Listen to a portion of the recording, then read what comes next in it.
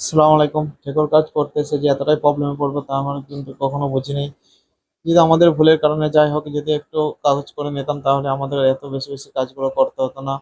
এই যে দেখেন, কাটিংটা আমাদের সাথে কন্ট্যাক্ট ছিল না, কিন্তু আমাদের করতে হয়েছে।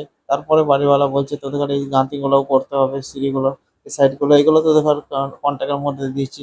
আমরা প্লাস্টারের সময় কোনোদিন এইসব কন্ট্যাক্টের কাজ এগুলো সাথে একসাথে ধরি না। যা হোক, বাড়িওয়ালার সাথে আমাদের কোনো কাগজ কলম করা ছিল না, তাই আমাদের বাধ্য হয়ে এই কাজগুলো করতে হলো।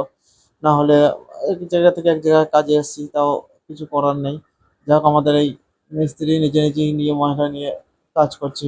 অবশেষে কাজটাকে ফিনিশ করার জন্য খুবই একটা দুঃখ লাগলো, কারণ এরকম ব্যবহার না করাটাই উচিত কোনো লোকের সাথে। আমাদের টেকর কাজের মধ্যে এই কাজটুকু বাকি ছিল, তারপরে মশলা শেষ হয়ে গেলাম, মিস্ত্রি নিজেই বাড়ি ভরে দিচ্ছে।